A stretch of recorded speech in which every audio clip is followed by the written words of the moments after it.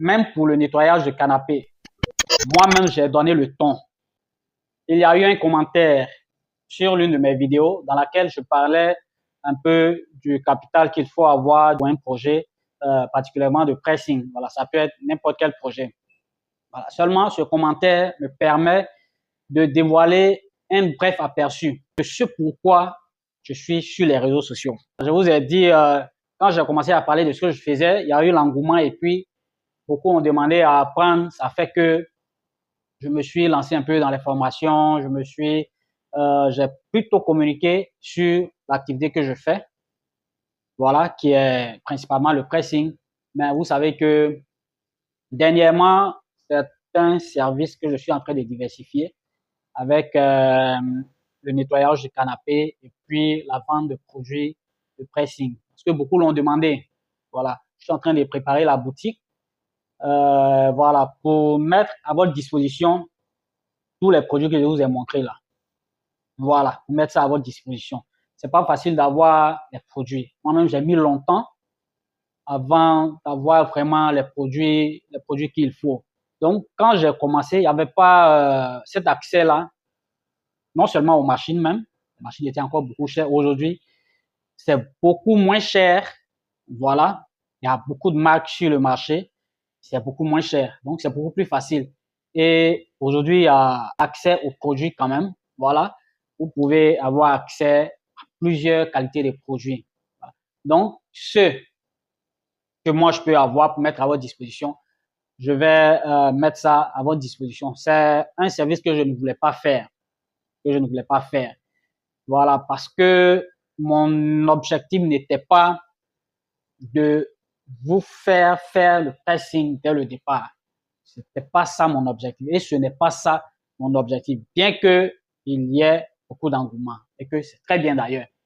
Voilà. Donc, c'est des business. Vous avez compris, c'est des modèles que je vous donne. C'est des modèles de business que je vous donne.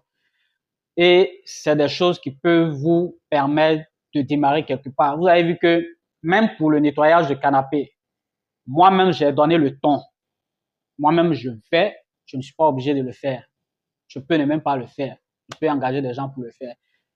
Je fais avec un de mes travailleurs. Voilà, ceux qui travaillent avec moi. Et j'ai dit que j'allais mettre une équipe sur pied. Oui. Je vais recruter, voilà, des personnes qui vont se charger de faire ça. Mais avant de confier une chose, il faut soi-même donner le ton. Voilà, c'est pourquoi vous me voyez, je vais sur le terrain pour faire le nettoyage. C'est un plaisir, c'est avec plaisir que je le fais. Voilà, c'est pas que je ne peux pas payer des gens pour le faire. Mais moi, je vous dis toujours, il faut, il faut ouvrir la voie. Il faut ouvrir la voie quand on est un leader. Et les choses que vous montrez, il faut que vous soyez en mesure de le faire. Vous voyez, voilà, aujourd'hui, je ne peux même plus faire le pressing et faire autre chose.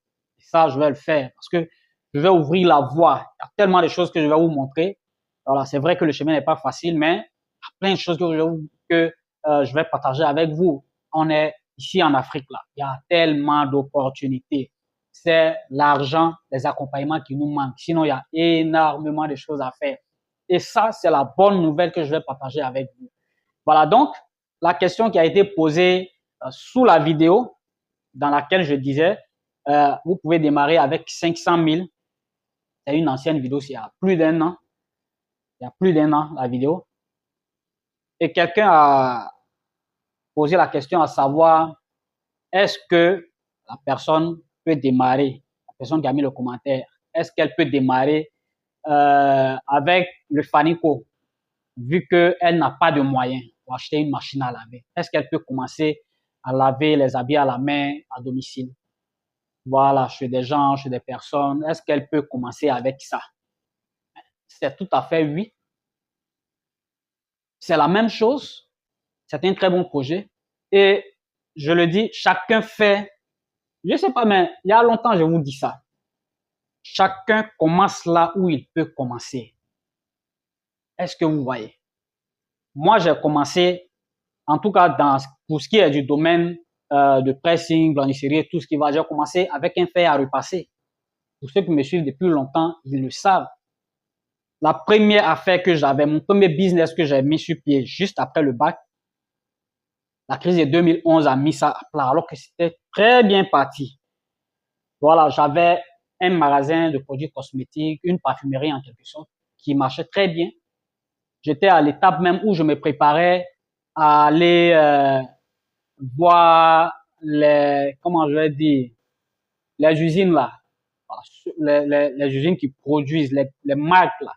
Je ne vais pas citer de marques pour ne pas faire de publicité. Je me préparais à aller les voir pour être cautionné. Ça veut dire que je prenais chez les grossistes ici. Mais je me préparais à aller vers les usines pour prendre au prix d'usine. C'est-à-dire pour prendre en gros. Et on me disait que il fallait déposer une caution, on te livre, tu vends, et puis, vous voyez. Donc, c'est pour dire que j'étais déjà assez avancé. Et donc, j'ai dû reprendre à zéro. Donc, quand je suis revenu, je n'avais plus d'argent. J'ai essayé de relancer un peu l'activité avec les petits moyens qui me restaient. Mais c'était difficile parce que tout le monde était parti, les quartiers étaient vides. Voilà. Donc, rapidement, j'ai acheté un fer à repasser avec le peu que j'avais, puisque j'avais toujours le magasin. J'ai acheté un fer à repasser, puis j'ai commencé à repasser devant le magasin. Ouais. Donc, je suis parti d'un fer à repasser. Sinon, avec un fer à repasser. Et un peu, j'ai acheté une machine d'occasion, une machine semi-automatique. Voilà. Et puis, voilà, si vous n'avez pas les moyens de vous acheter une machine et que c'est ce que vous voulez faire, c'est le domaine que vous avez choisi, allez-y, faites-le. Commencez à taper chez des gens. De toute façon, même ceux qui envoient les habits au pressing, il y a une partie qu'ils envoient au pressing, mais il y a une autre partie qu'ils n'envoient pas au pressing. Les vêtements habituels de maison, là, les gens font laver ça à la maison. Ça, c'est un constat que moi, j'ai fait. À un moment, j'ai voulu combiner une laverie et un pressing. Bon, je n'ai pas fait et je sais pourquoi je n'ai pas fait. Donc, ça, c'est un autre sujet. Voilà, donc, tu te lèves matin, tu vas en quête de clients pour laver leur linge.